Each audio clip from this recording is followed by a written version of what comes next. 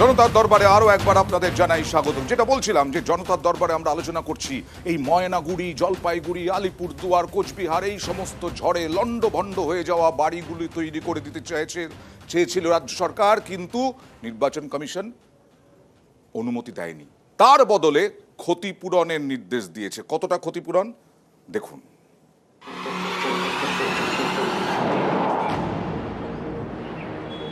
উত্তরবঙ্গে ঝড়ে বিধ্বস্তদের ক্ষতিপূরণ দেওয়ার কাজ শুরু করে দিল রাজ্য সরকার। জলপাইগুড়ির ময়নাগুড়ি ব্লকের 3টি গ্রাম পঞ্চায়েত এলাকায় ঝড়ে ক্ষতিগ্রস্ত হয়েছে 632টি পরিবার। এর মধ্যে 440 জনের ব্যাংক অ্যাকাউন্টে 20,000 টাকা করে পড়েছে। আংশিক ক্ষতিগ্রস্তরা পাচ্ছেন 5,000 টাকা করে। অভিষেক বন্দ্যোপাধ্যায়ের বক্তব্য অনুযায়ী ঝড়ে বেশি ক্ষতিগ্রস্ত এবং আংশিক ক্ষতিগ্রস্তদের কত টাকা করে ক্ষতিপূরণ দেওয়া যাবে সেটা ঠিক করে দিয়েছে নির্বাচন কমিশন। ইলেকশন কমিশনের তরফ থেকে রাজ্যকে জানিয়ে দেওয়া হয় যে নতুন বাড়ি তৈরির ক্ষেত্রে রাজ্যকে পারমিশন ইলেকশন কমিশন দিচ্ছে না। রাজ্যকে বলা হয়েছে তুমি ড্যামেজ দিতে পারো, আংশিক যদি ক্ষয়ক্ষতি হয়ে থাকে তাহলে 5,000 টাকা ড্যামেজ, আর যদি একটু বেশি হয় তাহলে 20,000 টাকা ড্যামেজ। এই আর্থিক ক্ষতিপূরণে অনেকেই খুশি নন। তাদের প্রশ্ন, 20,000 টাকায় কি হবে? মোবাইলে আমার মেসেজ ঢুকলো, দেখলাম যে 20,000 টাকা ঢুকছে। এই 20,000 টাকা কি কাজটা করবো বলেন? চলবে কি তাতে? আমাদের কিচ্ছু হচ্ছে না। এই জন্য আমার দেওয়া আছে যেন আর কিছু করে পয়সা আমাদের ইয়াতে ঢোকাইলে খুবই ভালো হয়। তো এই 20,000 টাকা দিতে কিছুই হবে না আমাদের। তো 20,000 টাকা দিয়ে কি করবো? খাবো না কাজ করবো না আর কিছু আনবো? কিছুই তো হবে না 20,000 টাকা দিয়ে আমাদের। আর কিছু যদি সরকার দেয়, যদি কিছু দেয় পাই, আর একটু ভালো হয়। 31শে মার্চ ভয়ঙ্কর ঝড় হয় উত্তরবঙ্গের 3 জেলা জলপাইগুড়ি, আলিপুরদুয়ার এবং কোচবিহারে। 4-5 মিনিটের ঝড়ে সব তছনছ। সেদিন রাতেই জলপাইগুড়ি যান রাজ্যের প্রশাসনিক প্রধান। ঝড়ে বিধ্বস্তদের পাশে গিয়ে দাঁড়ান মুখ্যমন্ত্রী। ইলেকশন ডিক্লেয়ার হয়ে গেছে আগামী 3 মাস। এমনই একটা অবস্থা, অসহায় অবস্থা, ইচ্ছে থাকলেও আমি নিজে বলতে পারবো না। প্রশাসনের মধ্যে পড়বে। যেহেতু এখন ভোটের বাজার, তাই দুর্গতদের জন্য বাড়ি তৈরি করতেও নির্বাচন কমিশনের অনুমতি প্রয়োজন। এর জন্য কমিশনের কাছে আর্জি জানায় রাজ্য সরকার, কিন্তু কমিশন না করে দিয়েছে বলে দাবি অভিষেকের। ইলেকশন কমিশনের তরফ থেকে রাজ্যকে জানিয়ে দেওয়া হয় যে নতুন বাড়ি তৈরির ক্ষেত্রে রাজ্যকে পারমিশন ইলেকশন কমিশন দিচ্ছে না। রাজ্যকে বলা হয়েছে তুমি ড্যামেজ দিতে পারো, আংশিক যদি ক্ষয়ক্ষতি হয়ে থাকে তাহলে 5,000 টাকা ড্যামেজ, আর যদি একটু বেশি হয় তাহলে 20,000 টাকা ড্যামেজ। তৃণমূলের দাবি, কমিশনের বিধি মতোই ক্ষতিপূরণ দিচ্ছে রাজ্য সরকার। নিউজ 18 বাংলা। জনতার দরবারে তৃণমূলের উদ্দেশ্যেও প্রশ্ন রয়েছে জনতার। তবে তার আগে কংগ্রেসের সন্দীপা চক্রবর্তী, তার কাছ থেকে মতামত জেনে নেব। এই 20,000-এ কি চোখের জল বন্ধ হয়? দেখুন, আমাদের আজকে একটা জিনিস জানতে ইচ্ছে করছে যে সর্ষের মধ্যে ভূত না ভূতের হাতের মুঠোতে সর্ষেটা আছে। আজকে কিছুক্ষণ আগে আমি শুনছিলাম তৃণমূল এবং বিজেপির তরজা এই ক্ষতিপূরণ নিয়ে। তৃণমূল বলছে, বিজেপি বলছে যে তৃণমূল ঢাকঢোল পেটাবার প্রস্তুতি নিচ্ছে ক্ষতিপূরণ দিয়ে বাড়ি বানিয়ে। আমরা বলছি আপনারা ড্রাম বাজান না, আমরা আপনাদের সাথে থাকবো, ক্ষতিপূরণটা তো দিন। ওই মানুষগুলোর মাথায় ছাদ দিন, ওই মানুষগুলোর পেটের ভাতের জোগাড় করুন। ওই মানুষগুলোর ন্যূনতম কয়েকটা দিন চলার জন্য কিছু একটা কাজের ব্যবস্থা করুন, যেগুলো বেসিক নিড। মানে কেন্দ্রের শাসক দলকে বলছো? আমরা বিজেপিকেও বলছি, তৃণমূলকেও বলছি, এবং নির্বাচন কমিশন এই যে মাঝখানে পড়লো, এটার আমরা জানতে চাইছি ন্যাচারাল ক্যালামিটি কোন নির্বাচন কমিশনের কোন এমসিসির ডোজ এন্ড ডোন্টস এর মধ্যে আসে। আমরা সেটা জানতে চাইছি। যেটা আসে সেটা হচ্ছে যে কোনো ভগবানের মূর্তি নিয়ে, ভগবানের ফটো নিয়ে কোনো ধার্মিকভাবে আপনারা কোনো রকম কোনো ভোট প্রচারে যেতে পারবেন না, কিন্তু বিজেপির ক্যান্ডিডেট সেটা যাচ্ছে। সেটা ইলেকশন কমিশনের নজরে পড়ে না। সেই জন্য আমি বলেছিলাম যে সর্ষের মধ্যে ভূত না ভূতের হাতেই সর্ষেটা আছে। অ্যাকচুয়ালি মোদিজি বলেন না, আমরা শেষ করিনি। মোদিজি একটা কথা বলেন না যে ওই এক্সট্রা 2AB, এখন দেখবেন আপনারা বিজেপির সবাই ওদের নামের সাথে ব্র্যাকেটের মধ্যে লিখছে মোদিকা পরিবার। বিজেপির নামটা নিতে লজ্জা করছে এখন বিজেপির সবার। না আমি বলে নি, আমি শেষ করি। ওই নির্বাচন কমিশন ইনভিজিবল, আমি শেষ করিনি। নির্বাচন কমিশন ওই ইনভিজিবল একটা ব্র্যাকেটের মধ্যে ওইটা লিখছে, ওই এক্সট্রা 2AB এর মতো। ওটা দেখা যাচ্ছে না, কিন্তু ওটা আছে। 20 সেকেন্ডে জবাব নেব। না, কারা বলছেন? কংগ্রেস, যারা দীর্ঘদিন ধরে এই ধর্মের নামে বিভাজন এবং সাম্প্রদায়িক রাজনীতি করে এসছেন।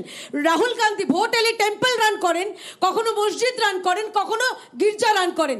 তারা বলছেন ভোটের আগে কে কি ছবি নিয়ে যাচ্ছে, কেউ জনতার প্রশ্ন রয়েছে, জনতার প্রশ্ন রয়েছে, জিজ্ঞেস করুন। আর রাহুল প্রশ্ন গান্ধী রয়েছে এবার। টেম্পল রান করেন, চশমা পরে, আরে জনগণ please. রাহুল গান্ধী কেন তাকে মন্দিরে যেতে হচ্ছে সাধারণ সেটার মানুষকে প্রশ্নের উত্তর গুরুত্ব দিন। দিতে হবে, এই অল্প বয়স্ক মুখদের গুরুত্ব দিতে হবে। কার প্রশ্ন, কার উদ্দেশ্যে? আমার প্রশ্ন তৃণমূলের উদ্দেশ্যে। কৃষাণু মিত্র। বাড়ি বানানোকেও ভোটের ইস্যু করছেন কেন? দুর্গতদেরকে নিয়েও কি রাজনীতি করাটা ঠিক? না দিদিভাই, একদমই ঠিক নয়। আমরা এটা করতেও চাই না, আমরা করছিও না। শুধু আপনার জ্ঞাতার্থে বলে রাখি, হয়তো আপনি টিভিতে দেখেওছেন, এই নিউজ 18-এর পর্দায় দেখেছেন, যেই দিন ঘটনাটা ঘটে সেই দিন কিন্তু কলকাতা থেকে 600 কিলোমিটার দূরে উড়ে গেছিলেন মুখ্যমন্ত্রী। আমার নেতা অভিষেক বন্দ্যোপাধ্যায় এবং তৃণমূলের লোকাল থেকে যারা কলকাতার নেতৃত্ব সবাই চলে গেছিলেন। রাত্রেবেলায় 12টার সময়, 1টার সময়, 2টোর সময় হসপিটাল লোকের বাড়ি বাড়ি তৃণমূল নেতৃত্বকেই দেখা গেছেন। পরের দিন সকালবেলা নাটক করার জন্য শুভেন্দু অধিকারী বিজেপির নেতা গেছিলেন। তো সুতরাং আমরা ঝড়ে ক্ষতিগ্রস্ত মানুষ হওয়ার পর থেকেই তৃণমূল তাদের সাথে আছে। আমাদের কোনো ভোটের জন্য বা টিভির ক্যামেরার জন্য লাগে না। আমরা যেরকম আসামের মানুষকে এমসিসি থাকা সত্ত্বেও সেখানে বিহু উৎসব পালনের জন্য রাজ্য সরকারকে, আসামের বিজেপি রাজ্য সরকারকে অনুদান দেওয়ার অনুমতি দেওয়া হচ্ছে। কৃষাণু বারবার তুমি যেটা বলছো, কৃষাণু বারবার যেটা অভিযোগ করছো, ওকে বিহু বললেন উনি, এটা সত্যি তো। অরুণ গোবিল বিজেপির প্রার্থী, কবে তিনি রাম সেজেছিলেন কোন সিরিয়ালে? এখন বিজেপির টোটাল পোস্টারে তার রামের অবতারের পোস্টার। এটা কি নির্বাচন কমিশন দেখছে না? বিহুতে নাকি বিহু উৎসবের জন্য অভিষেক বন্দ্যোপাধ্যায় দাবি করেছেন, তা শুনলেই যে সেখানে এমসিসি লাগু হলো না। দেখুন, এটার উত্তর তো অবশ্যই নির্বাচন কমিশন দিতে পারবেন। আমি একজন রাজনৈতিক দলের প্রতিনিধি হিসেবে বলতে পারি, দেখুন এখানে তৃণমূল কংগ্রেস আঞ্চলিক দল, তারা আসাম অব্দি যাচ্ছেন কেন? আরে এরপরে এতদিন ছিলেন জাতীয় দল, হয়েছে আঞ্চলিক দলের বলার কোনো অধিকার নেই। দল কি তৃণমূলের হয় কংগ্রেস বলবে? বলার কোনো অধিকার হয় কি কংগ্রেস বলবে এখন? না, আমি বলছি না, আমি বলছি না, কিন্তু একটা আঞ্চলিক দলের কি বলার অধিকার নেই? আপনাদের না, তৃণমূল আসামে যাবে কি যাবে না সেটা তৃণমূলের বিষয়, কিন্তু আমার প্রশ্ন হচ্ছে, বেশ ওকে প্লিজ না, আমার যেটা প্রশ্ন, না, ভারতের সংবিধানই অধিকার আমাদের দিয়েছে, বিজেপি দেবে নাকি আমাদের? দিতে পারবো না। কিন্তু বিষয়টা হলো সেখানে কংগ্রেস তো বিরোধী দল, কংগ্রেস কেন আপত্তি জানায়নি? কারণ কংগ্রেস জানে এটা 2022 থেকে হয়ে আসছে। এই বিহু ফান্ডে যে টাকাটা সেখানকার যারা কোন ব্যক্তিকে দেওয়া হচ্ছে না, কমিটিকে দেওয়া হচ্ছে, এবং সামগ্রিকভাবে সেখানকার কালচার, সেখানকার মানুষ, তাদের জন্য এটার উত্তরটা এখানে আসাম কংগ্রেস কিছু বলছে না। কিন্তু তার মানে তৃণমূল কংগ্রেস বঞ্চনা যেটা ছিল তার উপরে এটাও একটা হাতিয়ার করবে আগামী দিনে। উত্তরবঙ্গে ভোট প্রথম দফায় 3টে আসনে। এই সন্ধ্যের আজকের আলোচনার এটাই হচ্ছে রাজনীতির লজ্জা। রাজনীতির আলোচনার মধ্যে যে বিষয়টাকে নিয়ে এসে আমরা তর্ক বিতর্ক করছি, রাজনীতিটা কিন্তু মানুষকে তার কল্যাণের কথা শেখায়। রাজনীতি শেখায় যে এই রকম প্রাকৃতিক দুর্ঘটনা হয়ে যাওয়ার পর কি করে রাজনীতি ওই মানুষগুলোকে দ্রুত তার আগের জায়গায় ফিরিয়ে আনবে, এই তর্ক করা শেখায়। আজকে কতটা লজ্জার ঘটনা যে রাজনীতি করা হচ্ছে এবং সেই রাজনীতিকে নিয়ে আমরা বিতর্ক করছি। যে রাজনীতি একটা মানুষ, এখানে যে 632টা পরিবার দেখানো হচ্ছে, কৃষ্ণ ওকে ছোট ভাইয়ের মতন, ওর সাথে কোনো তর্ক নয়, কিন্তু কখনোই, আমি ওকে বলছি 1 মিনিট, কখনোই এই বোধ থেকে কথা বলা উচিত না। রাত্রিবেলাতে তৃণমূল কংগ্রেস না, রাত্রিবেলায় পশ্চিমবঙ্গ সরকারের মাননীয় মুখ্যমন্ত্রী গেছেন, এইভাবে বোধটা শিখতে হবে। আমরা বললাম তাই, আমরা বলেছি তাই, মুখ্যমন্ত্রী রাজ্যের প্রশাসনিক প্রধান সরকার গুলিয়ে একসা হয়েছে। কিন্তু এটা তো তৃণমূল, উনি গেছেন কি প্রকার করেছেন? একটা প্রেস কনফারেন্স হচ্ছে, গন্ডগোলটা কোথায়? প্রেস কনফারেন্স হচ্ছে, 3 জন মন্ত্রী সারিবদ্ধভাবে, ক্যাবিনেট মিনিস্টার, তারা পেছনে দাঁড়িয়ে রয়েছেন আলোর অন্ধকারে, আর যিনি স্পোকসপারসন তিনি কি সরকারের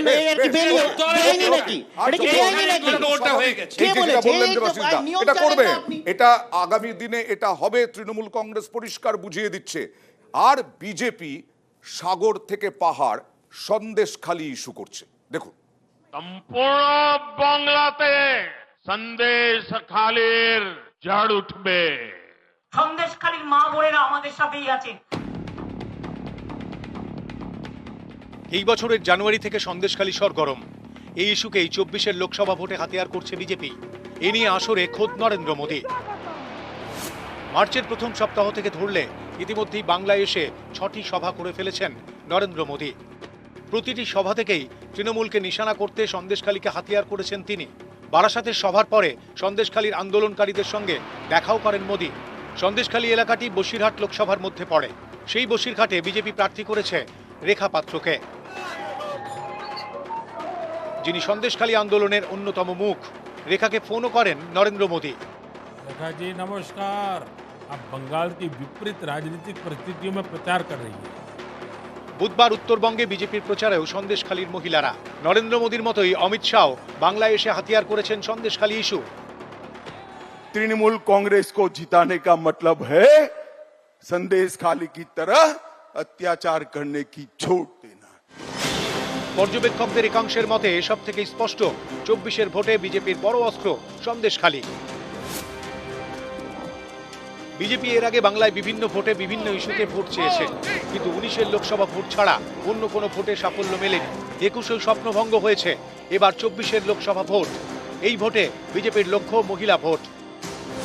পর্যবেক্ষকদের মতে এই কারণেই সন্দেশখালীকে হাতিয়ার করে মহিলা মন জয় করতে চাইছে পদ্ম শিবির।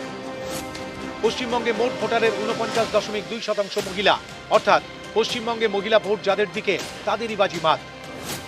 তৃণমূল বারবারই দাবি করে নারী নিরাপত্তায় দেশের মধ্যে এগিয়ে বাংলা। এই দাবিকেই ভোতা করতে চাইছে বিজেপি। তাই সন্দেশখালীতে নারী নির্যাতনের অভিযোগে শান দিচ্ছে। এভাবেই বাঙালির আবেগ ও যাত্রাভিমানকে নাড়া দিতে চাইছে পদ্ম শিবির, যাতে তৃণমূলের বিরুদ্ধে ক্ষোভ তৈরি হয়। সম্পূর্ণ বাংলাতে সন্দেশখালীর ঝড় উঠবে। আমি তো আমাদের কর্মী আরাবুলকে অ্যারেস্ট করতে পারি, শাহজাহানকে অ্যারেস্ট করতে পারি, তাহলে তোমরা কেন গুন্ডাকে হোম মিনিস্টার রাখো? সন্দেশখালীর মা বোনেরা আমাদের সাথেই আছে। চিন্তা করার কোনো কারণ নেই। ভোটটা হলে মোদিবাবু দেখতে পাবেন। এভাবেই সন্দেশখালী ইস্যুতে গরম ভোটের বাংলা। একদিকে সন্দেশখালীকে হাতিয়ার করে ভোটে তার ডিভিডেন্ড পেতে চাইছে বিজেপি, পাল্টা পদ্মের অস্ত্রকে ভোতা করতে আসরে তৃণমূল। সন্দেশখালীতে আমরা রক্তাক্ত হয়েছি, সন্দেশখালীর মানুষ আক্রান্ত হয়েছে, সন্দেশখালীর মানুষ শান্তি পাক, সন্দেশখালীর মানুষ জমি ফেরত পাক। আমরা শুধু এইটুকুনি চাই, ব্যান্ড পার্টি নয়, পলিটিক্যাল পার্টি। সুতরাং এরকম ঘটনা পেটে তো প্রচার হবে। সন্দেশখালীর যা ঘটনা ঘটেছে তার প্রেক্ষিতে গ্রেপ্তার করেছে তো এই রাজ্যের পুলিশ। মাননীয় আদালত সিট করতে বলেছেন, সিবিআই এর একটা সিট হবে। তা কি গেল এলো তাতে? দোষ যে করেছে তার উপযুক্ত শাস্তি হোক। ভোটে তো ওরা লড়ছে, আমরা ভোটে লড়ছি। নিউজ 18 বাংলা।